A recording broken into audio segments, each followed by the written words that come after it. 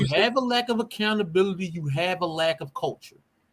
You cannot be cultured and lack accountability, because accountability is accountability to other people, to the people who came before you, to the general populace, not just the individual person, right? To the general, not just the individual, right?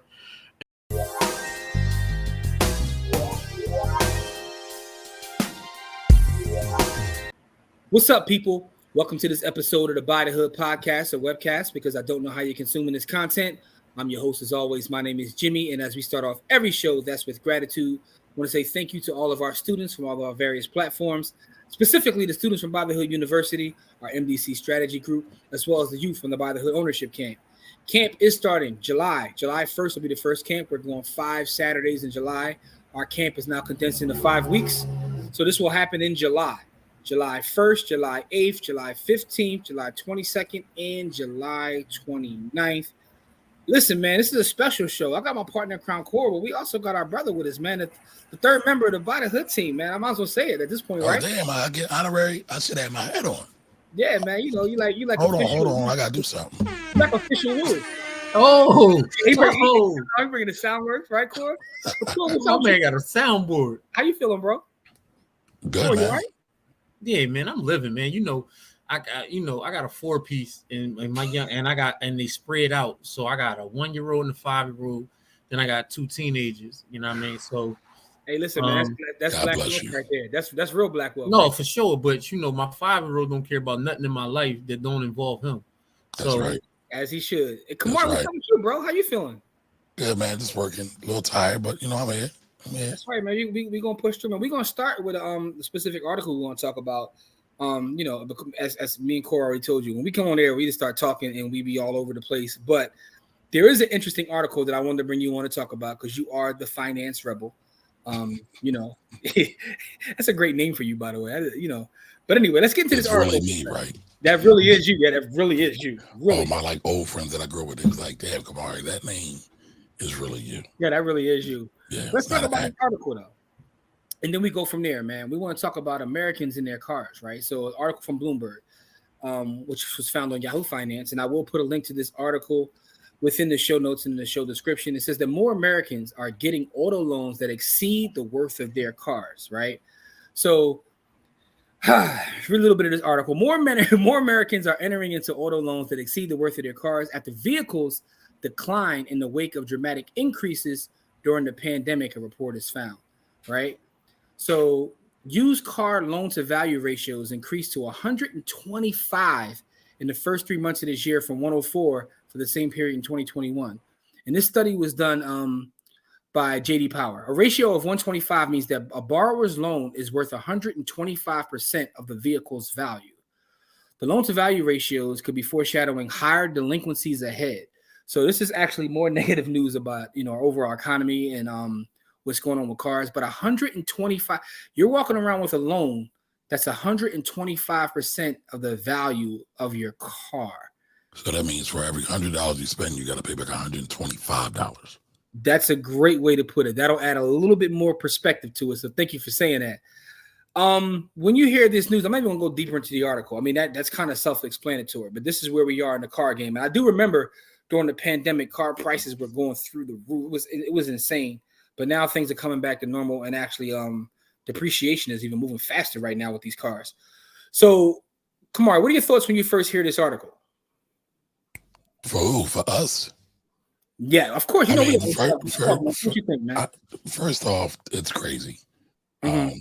Nobody should be buying a car unless you absolutely have to. But here they're showing this is really interesting, because if loan values are this high for used cars, what the hell is going on with new cars? So go back to your first point, though. You said you shouldn't be buying a car, right? Unless you what? Absolutely need to. Now, in your experience as a financial strategist, tax planner, accountant, how often do people buy cars when they don't need them? Probably 95% of the time. Just being honest. Now, let me ask you this question, right? And this is off of this article, but you are the finance rebel, tax professional. And I know there's no right or wrong answer to this, but what do you feel about leasing cars versus buying cars overall?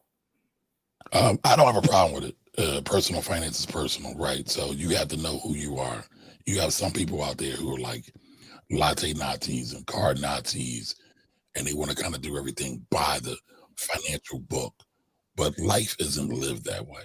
Mm-hmm. I have clients who will buy a car every year, every 2 years, every 3 years tops. Mm-hmm. One I'm thinking of off the top of my head, I had him get a lease. Now, there's another person I'm thinking of all the time. All they do is buy, and they absolutely should be getting a lease because they buy almost every 2 years. Because at the end of the day, all these things are depreciating. They don't drive them that much, so you don't have to worry about going over your mileage. Mm-hmm. The car specialists do. There are other folks out there that can do that, but just at the nuts and bolts of it, do what works best for you to live the lifestyle you want to live. Now, I'm thinking about getting a new car, but I know I'm not because my car's paid off. Right, but my air just went, and I got to take my car to the shop, and I'm just like, oh God, I don't even want to see this bill. But guess what? Even if I got to pay $1,000 to get my air conditioner fixed, my car has like 104,000 miles on it, 108,000, something like that. I'm not getting nothing else. It wouldn't make any sense. My daughter's about to go to college. My son's coming in another year and a half. Mm-hmm. You know, I got the business. I got people I got to pay. I got other plans. I got stuff I got to do around my house. It wouldn't be smart right now. It's just other places to put that money, right? You know. Yeah. So you don't believe in the old adage, we don't lease, we buy the whole car, as you should? No? Listen, when Ove dropped that lyric, it was dope, but it was not financially astute. And I bet now that we got 444, he probably would say Dumbo. Got you. All right, so the question I have about this article in specific, the Black Wealth, right? Because I know that within our community, and I can speak with this, just my circle group, I have friends that love cars. Right. But then I have another set of friends that during the pandemic and even still got into the whole space of creating like the Toro businesses. Right. And that's what I thought about when I saw this. I'm like, I wonder how many of those are, you know, caught up in trying to scale up that Toro business. And where's that going to, you know, how will that play out long term? I don't know. I mean, but that's something. I haven't heard anybody talk about Toro in quite some time. Not as much as I did. Now, obviously, both of us know Brandy, who's amazing, and she's killing it. But Brandy doesn't do Toro. Yeah, well, I mean, she's not Toro. You talking about Toro specifically? Yeah, I mean that was the play. Toro was the play. Well, Toro, yeah, but what's the other? What's a couple? Shout out to Brandy. Brandy's she's phenomenal. Like I love her. But and I even had Brandy on my show to talk about it. I think y'all had her on too. But Brandy's strategy was actually dope because her strategy was all about finding used cars for your first go around, building up the cash flow, then buying another car in cash, building up the cash flow, and going from there. The Toro play was all about leveraging credit. Yeah, so I agree with you. That's why she stands out specifically because her whole thing was not about credit. And we living in a world now, bro. And I know you know this because you're online like I am. The whole credit game. For now, I'm about to get off too, man. Because you know what's running me off out of all the different stuff, all the scammers, everything. The credit folks right now are just like, oh my God, you know, no one is talking about building a business. Everybody's talking about just getting credit. Shout out to Don Johnson. I saw Don Johnson share something today. He was talking about, you know, someone showing off all their credit cards, and they had a gazillion credit cards with like, you know, $5 million in funding. And I'm like, all you did was get the ability to borrow. And it's just like no one's talking about real strategies of building businesses, right? So with that being said, though, this article kind of relates to that too, with the whole idea of credit. And I think this is just a sign of other things that'll happen as well when people are over leveraged, right? So I want to ask you specifically about this, Camari, because before we came on, me and you talked about like talking about finances for so long and being able to see so many cycles. And one of the things that's consistent in these cycles are people thinking everything is sweet with credit until it's not, right? Yeah. So I was wondering if you talk about that a little bit, like what you've seen throughout all the different cycles that you've been working in finance. I mean, there's nothing new under the sun at this point. and I'm sure there's going to be something else that comes out that's going to total boggle my mind. But for the most part, it's all a lot of the same stuff. And Yeah. the biggest issue is money management or cash flow management. People like to eat their food. And let me clarify. There's a certain group, a certain demographic that almost can't see out of the way or just never get out of the way.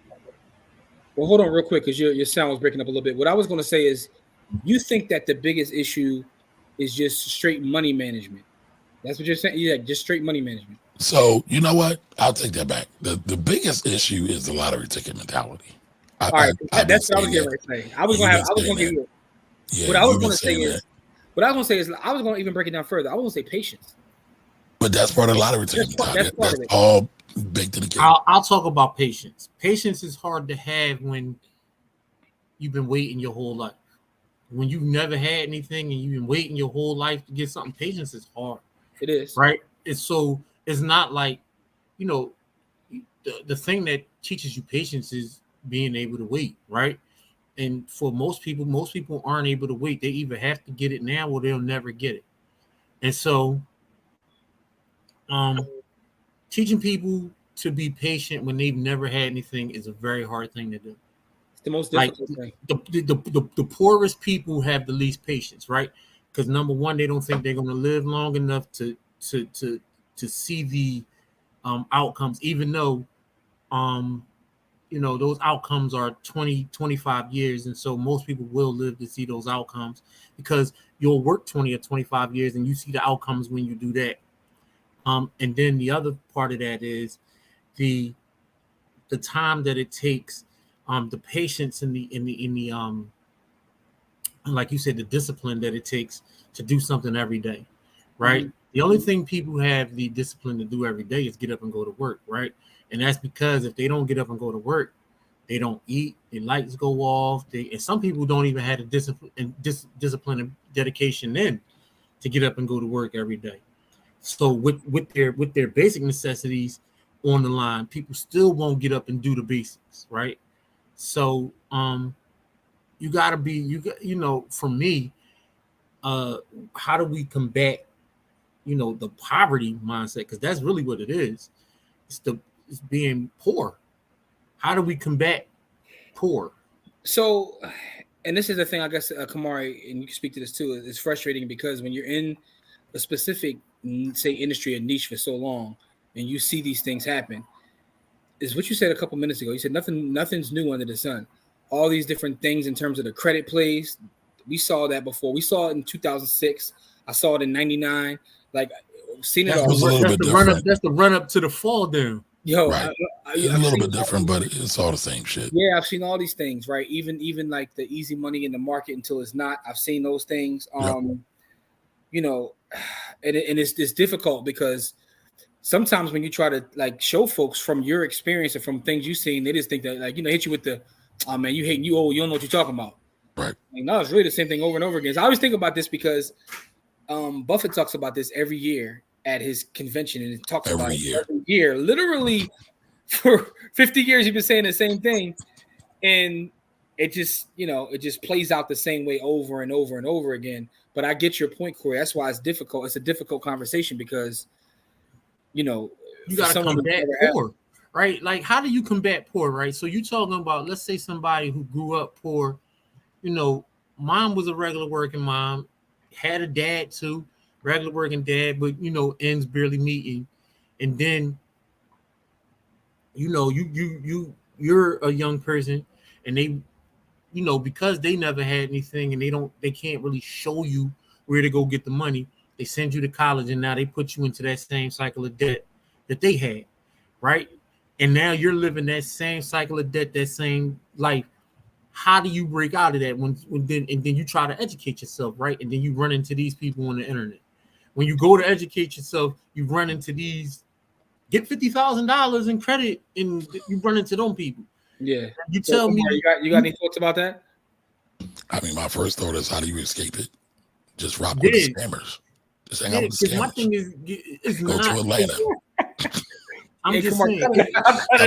I'm joking. A lot of this stuff is not is people need access to capital, right? And so they're really solving.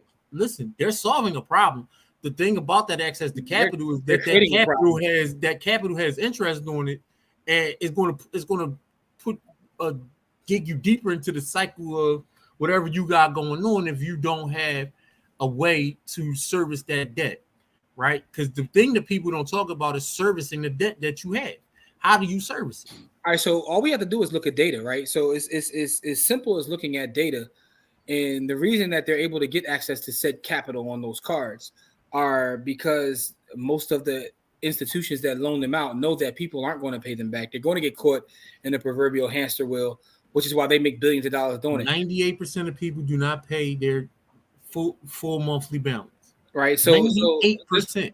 Just look at the data, right? So the data will tell you that's kind of what's going to happen.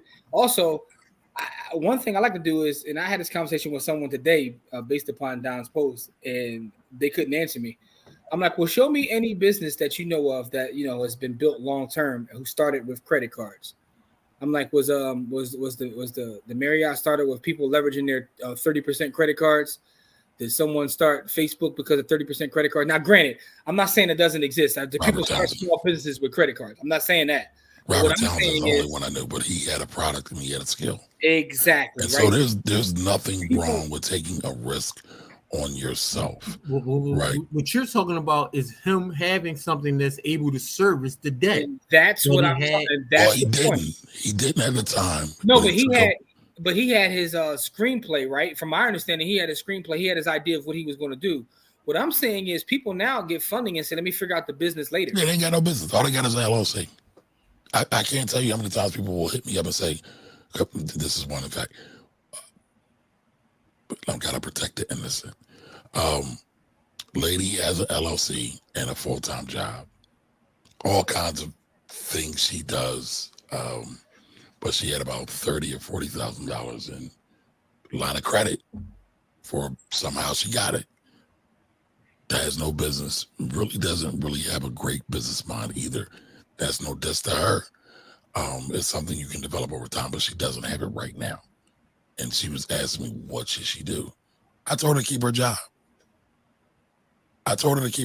Because, part of the reason why I'm tired, because me and Jimmy were talking about this before we went on, is because I always attempt to give real holistic advice for that person where they're at that situation. Has nothing to do with me.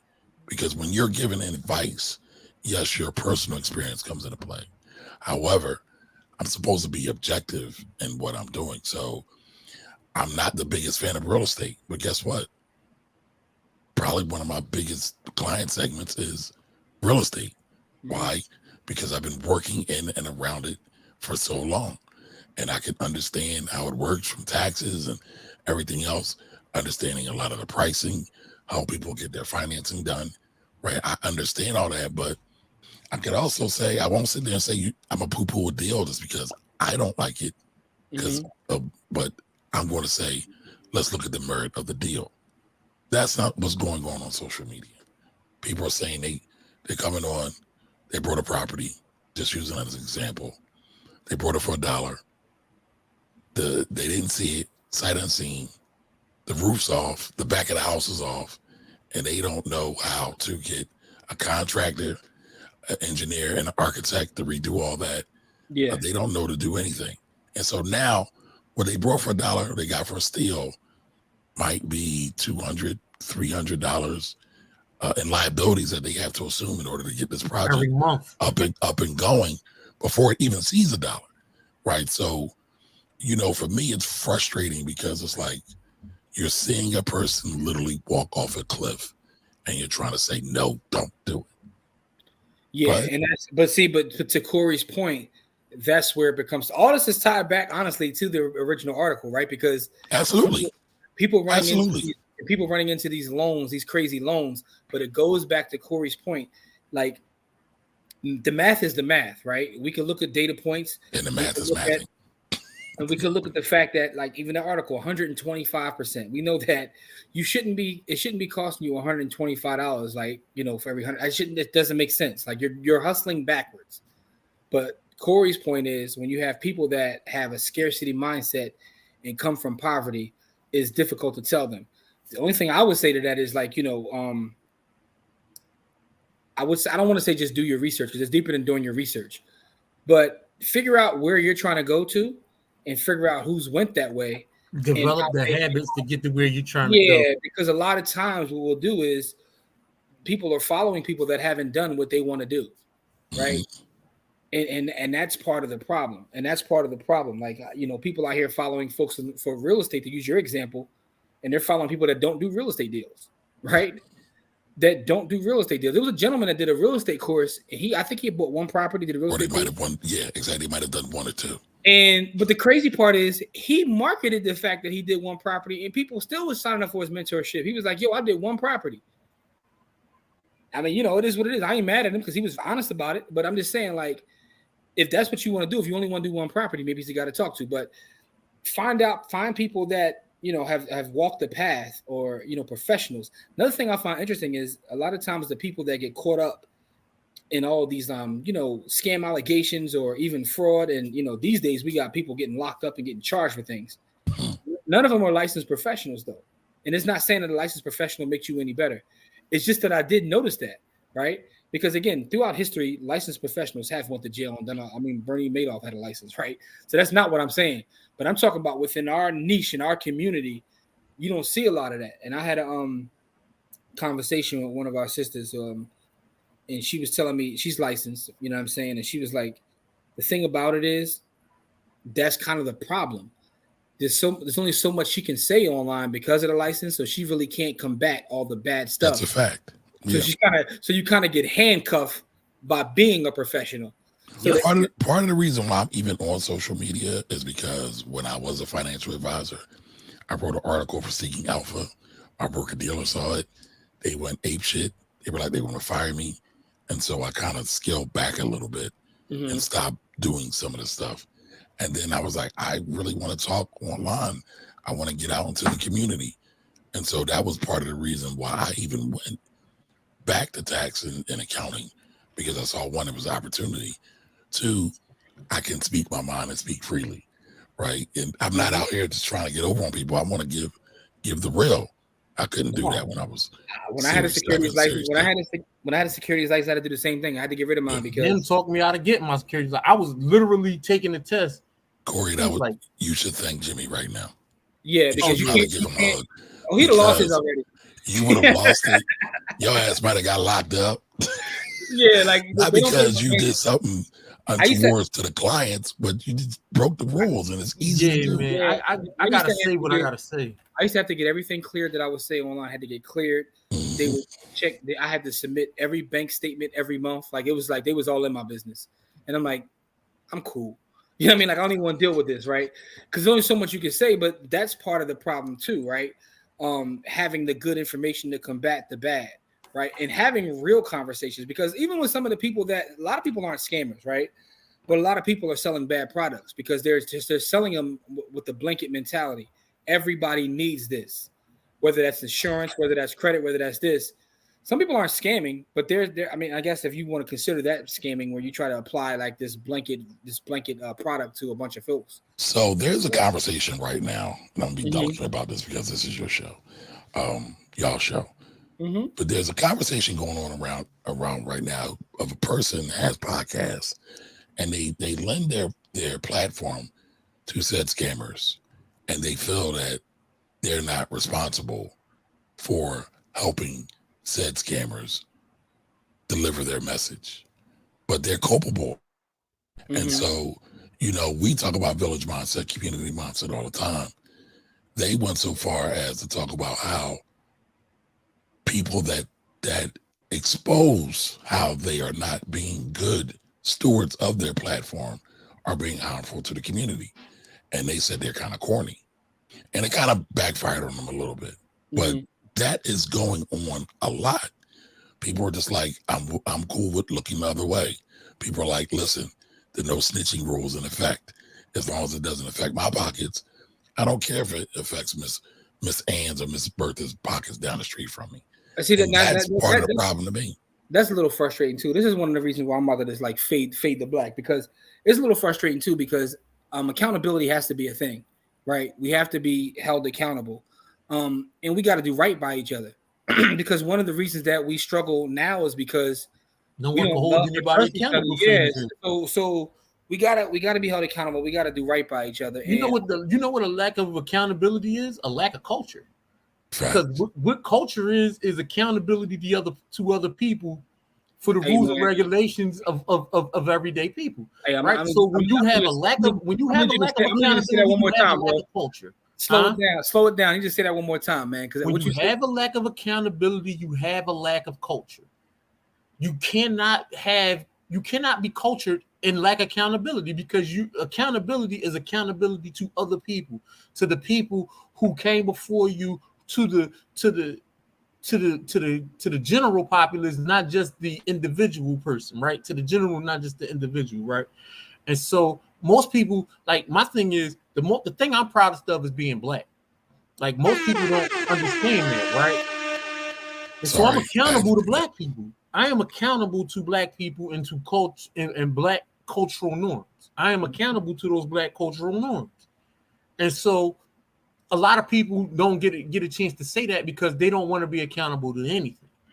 Right? Yeah. I can say I'm proud of being black. I will say I'm black, and I will say I'm black 100,000 times out of 100,000 times, because I want to be accountable to black cultural norms.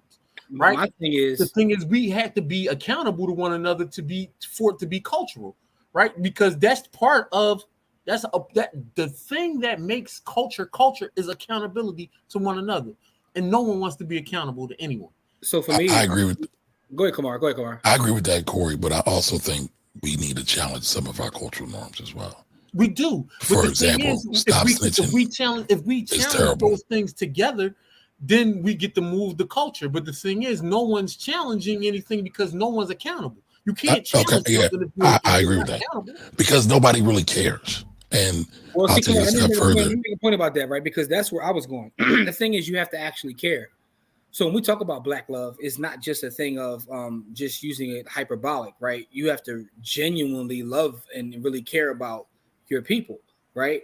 One of the things that I'm most proudest of is the fact that I do right by people, right? Because it's not about the money. It's not about the money. I could lose everything today or tomorrow. I got two brothers on right here. I'm like, yo, I need something. I know y'all, if y'all got it, y'all help me, right? Or if we ain't got it, we're going to figure out legal ways to help you get it. That to me is real wealth, because you can't buy that, right? And sometimes when people are out there with this mentality, this poor and scarce mentality, they don't care about harming people to get to where they're going.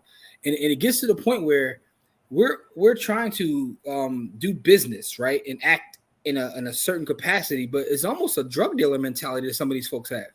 No, people it's not almost. No, yeah, I was about to say it's absolutely. People have a drug dealer's mentality selling financial products. It's absolutely insane. It's like, yo, you're really acting like a drug dealer. Like, look, now, Jimmy, I want to throw back to something. I was on this show and I said we have drug dealer morals, and you didn't like when I said that. I know I didn't like it. I thought it was funny. I thought it was funny. But I understand what you mean, right? Because when you see that mentality that I'm just going to do whatever I got to take to get this money, and then I'll give back when I get to the top. Like, I'm going to do a little bit of charity. Like, I'm a Nino Brown and send some turkeys back. You know what I mean? Like, that's not the village mindset, right? And that village mindset is something that we often talk about. And the village mindset will get you out of that. We're going to get clapped at for this, because the village mindset, they'll say my village is more important than yours. But my thing is, because they don't consider themselves black, they consider their family. Because they're not considering the whole village. They're considering their small portion of the village, right? Me and mine are taken care of, right? And so that's not even a drug dealer mentality. That's just selfishness, right? Tribalism. That's just tribal, right? Like me and the 10 people around me are all taken care of. And so because me and the 10 people all around me, I didn't leave them in bad situations, right? I didn't take care of, I took care of the people around me. So it starts there, but it shouldn't end there. Most people will end it there, right? Well, that means that you have no protection, right? Because if you understand how this world works, when the powers But that more be. people don't understand how the world works because Tiger Woods was on top of the world, right? And then his alabaster wife smashed his windows out and he lost a lot of money, right? But then he wanted to, when he was looking for protection from the black people that, because he half black, he couldn't get that protection because he told people he wasn't black. He's Cablinasian. Cablinasian, right? So, but that's my point. My point is when you behave that way, when you need the collective ain't there because you shown us you don't care, right? So that goes into that idea of selfishness, which is problematic. But Camari, what you said before is absolutely right. When you think about that drug dealer mentality, people are applying that, and even the idea of you cornering, you snitching, like that's wild to me, bro. That's wild to me. But see, this is why I feel that one of the things we need to focus on in the whole Black Wealth movement is history and education.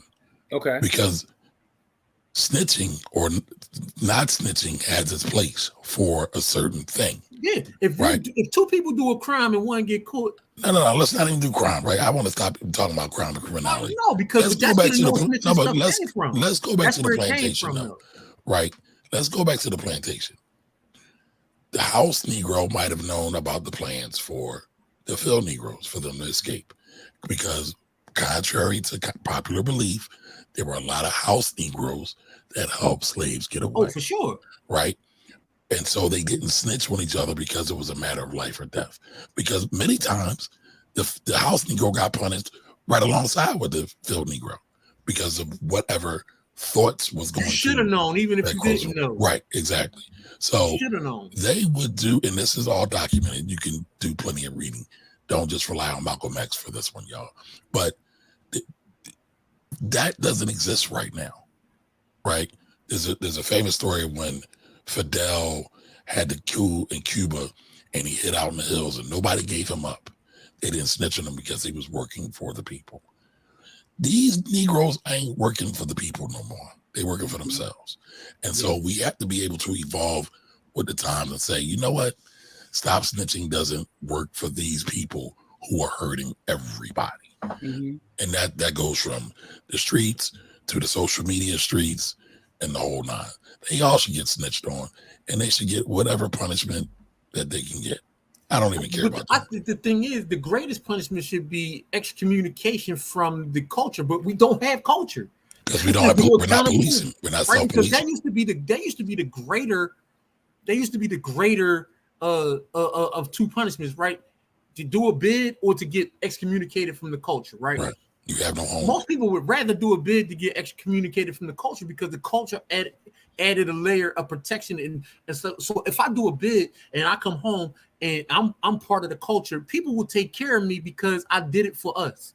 Right. Exactly. I ain't do that. I ain't do it for me. I did it for us. Right. You know what I mean? But let's say I got locked up at a protest or, the police beat my ass on my way home just because I was out and about in the wrong place at the wrong time. When I got home, the culture took care of me. But nowadays, there's no accountability to anyone. So, how they say neighborhoods are now just hoods because nobody's neighbors. You know what I mean?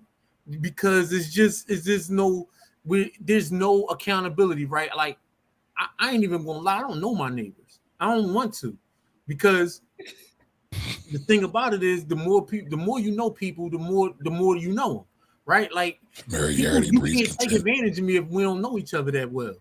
So I'm neighborly, but I am not friendly with my neighbors. I am neighborly. I'll make sure I take care of my property. I take care of their property. If I see like they trash can turned over, or if I'm shoveling, I'm going to shovel people on both of my sides. I'm neighborly, but I am not friendly. Don't invite me to nothing and don't talk to me or my kids, right? Because I don't know how you raise your family, and I don't want to be accountable to the standard of your family. And that's what's happened over years. Like I grew up in a neighborhood where everybody. Basically, you're saying you part of the problem?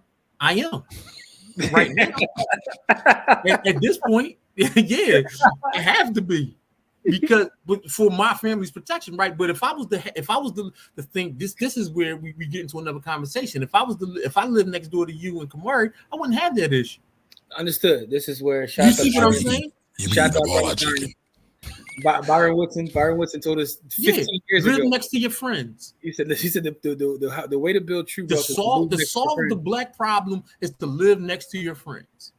And when he said that, we laughed at him. He said it's like 15, 20 years ago. Yeah, he definitely gave us this like 15 years ago. Yeah, and literally that's the solution. I mean, that kind of goes to the Charles Blow solution too, right? You ever read that book, Camari? No, the 10 City Solution. No, it's the devil that you the devil that you know. The devil that you know. So I haven't read it yet. I brought it. I didn't read it yet, but I do understand it. It's about all of us moving down south, strategically taking over things. Most black people are down south anyway. Yeah, we're really getting busy and taking over the politics. And on the surface, I agree with that to a certain degree. Because I'm actually tired of the cold weather up north anyway.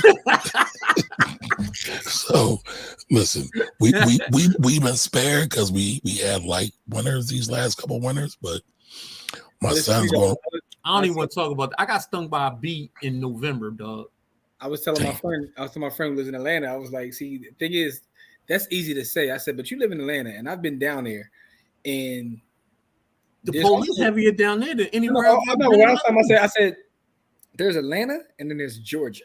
Oh, facts. Just like there's Philadelphia and then there's Pennsylvania. Exactly. And I keep here. I went to Lidditz one time and I'm never going back on that side. That's another story. But the point is though, that's the Charles Blow theory about and for those who know what we're talking about, it's a book by Charles Blow called The Devil You Know. And he has a theory about us as people moving down south and like Camari said, taking over the politics and building up. Then you got the Nearly Fuller Jr. on the other side that said we should avoid each other at all costs. Nearly Fuller Jr. was like, no, dog, we should just stay away from each other because most people ain't worth the time or the effort that you would put into them. Yeah, man. So we got issues, I man. Get that too. Camari, what did I tell you? Both sides of it. Kamari, what did I tell you though? I was like, this is the thing. We're gonna start with this article about this card debt, and we end up all over the place. This is how our conversations go. This is what I love about our pod. We start talking about one thing, and next thing you know, we talking about Nearly Fuller versus Charles Blow, right? But listen, we've been podding not consistently together, but for what, almost 3-4 years now. So I already knew what this was. Yeah. That's why I said it ain't where you started, where you finished, man. But I think to kind of like give a synopsis of what we're talking about, right? We can get back to the article about the car, and but the idea is we have to be smarter as it pertains to understanding what true wealth building is, understanding the difference between credit and actual wealth. People be posting things like, yo, I got X amount of funding. That is not money. You got to pay that back, right? You have access to capital. That's cool. No, access to capital is absolutely necessary. But it comes in all kinds of forms. Access to capital is necessary to grow. It's not. It is. I think no businesses without access to capital. By creating capital, having income. So I'll say this. I think one of the greatest fallacies is it takes money to make money. I disagree. It takes creativity. It takes consistency. It takes value. Well, it takes value. It definitely takes value, right? That's kind of a given. But a lot of times, I mean, listen, we all know a lot of the same folks, and we know some dope fucking people, man.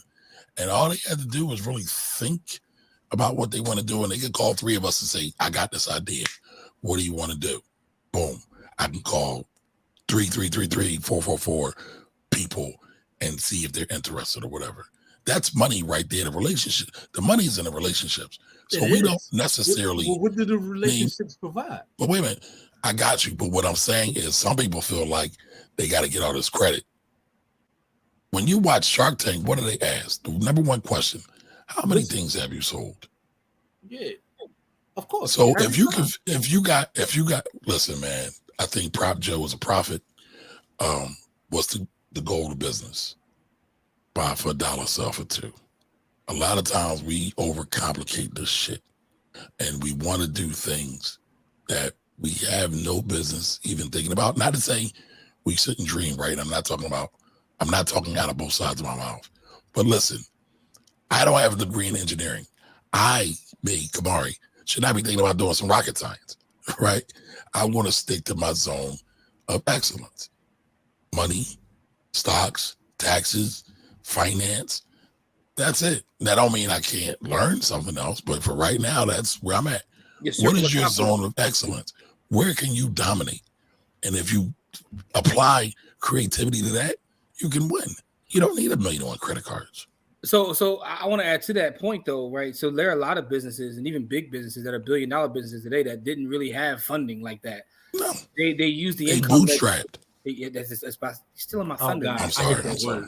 Still in my, but that's what the word is. That's the term for it. I understand it. I just every time I hear it, just that's the term for it. Not because you're thinking about it when people say like pick yourself up, but I know it just in the corporate world, well, you say that the business is bootstrapped, but that's kind of what it is, right? So there's a number of companies that are $1 billion companies now. I was reading an article the other day, and it gave you, I think, like Hewlett Packard. It was a bunch of big companies. They didn't really take funding. They literally used the income that comes from whatever they generate. And it's not saying that you that approach applies everywhere, but at least have an understanding of what it is you're signing. You should have some income. You should have some income. Like you always say, like people out here got businesses that don't have no income. Like how do you what are you doing? Like you got an LLC before your business actually, like you worried about the wrong thing. Like you worried about LLCs and credit cards and all that stuff. What is your business and how do you make money? You ever read the story of how Google started?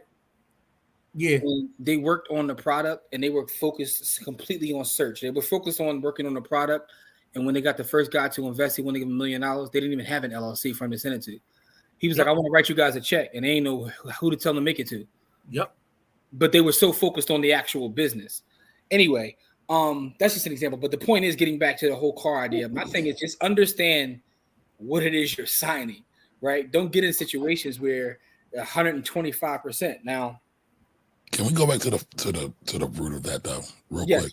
Go ahead. So you have to understand why the finance companies are charging up 25%, because that's basically what it is, and how they're able to get away with it and what you should do to avoid it.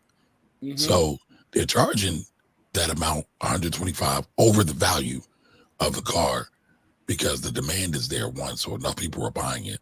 Mm-hmm. Two, credit situations have gotten tighter because of the Fed rates have gone up.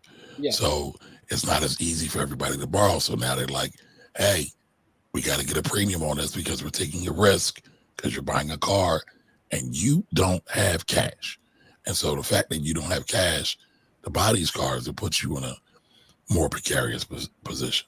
So, I mean, I think people need to get back. Corey, I'll never forget, me and Corey had this argument, and I was like, cash is king and will always be king.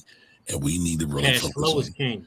No, cash and cash flow, right? Flow. Because at the end of the day, you need a pile of money or you need a money of flow, of flowing of money.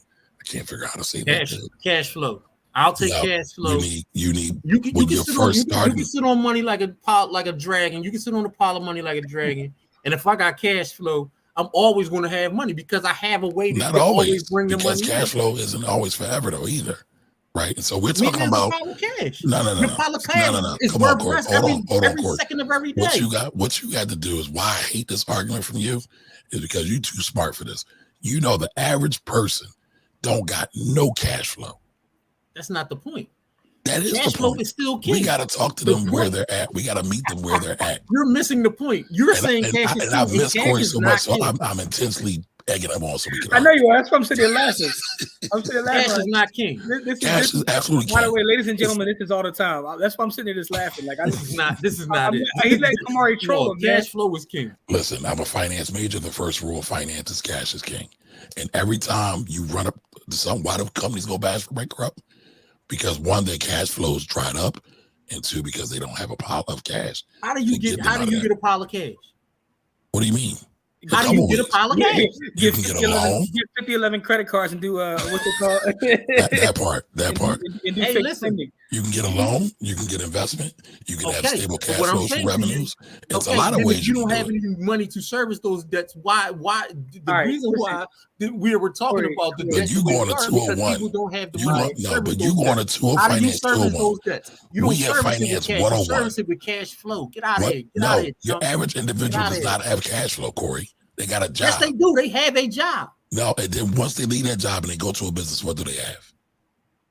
What do they have? Nothing. Right. Right. So but the average individual they also needed a doesn't pile have of cash. $500 in savings. No, but they needed a pile of cash to sustain All them. right. Because y'all gonna go back and forth all day. Bottom line is, because I'm right and Corey's wrong. I love you, Corey. But not at all. Let me just say this real quick.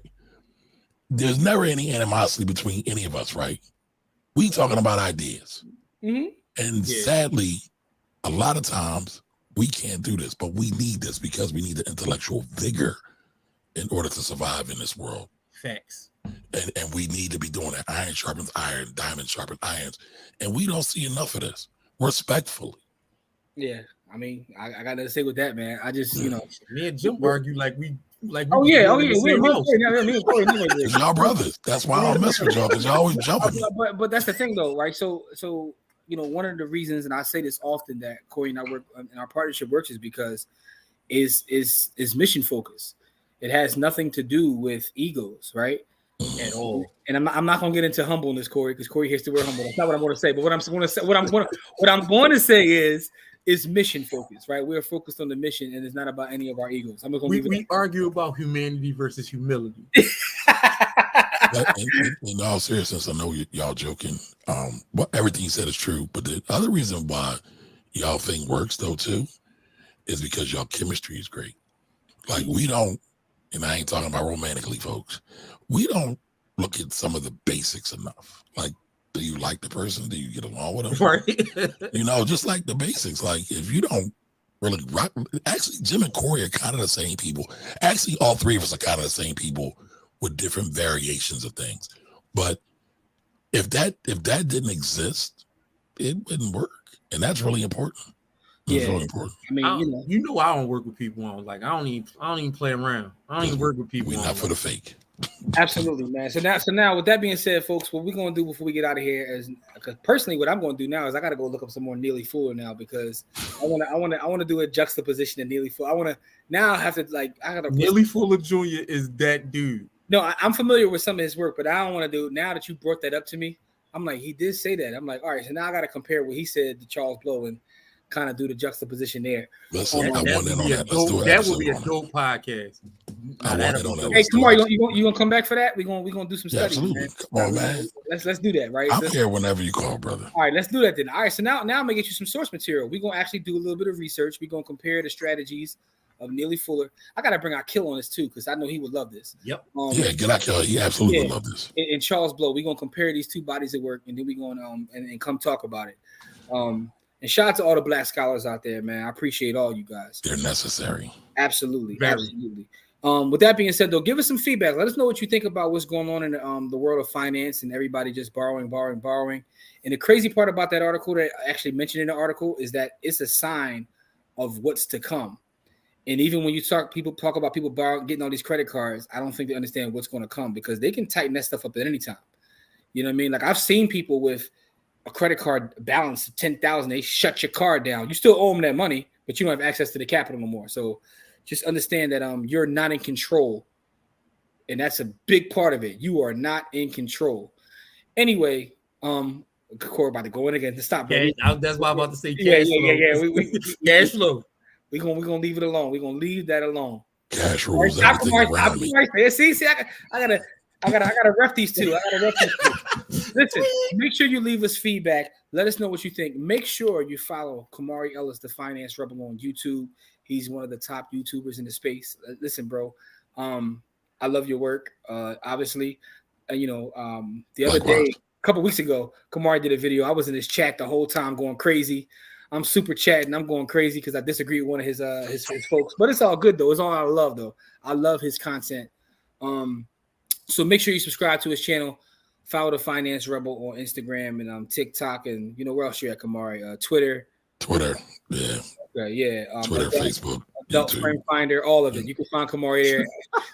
He's under the Finance Rebel on all the different sites. You know what I'm saying? So, Corey, you got the last words we got here, bro? Man, listen, just love each other enough not to do nothing crazy to each other. That's all. Absolutely. Brother, Baba Mars, we call him. You got any other last words, bro? No, man. Keep spreading love. It's the Black way. There you go. And to our audience out there, it's not about how much money you make. It's about how much you keep. Game elevates. We'll see you guys on the next episode. We love y'all. Peace.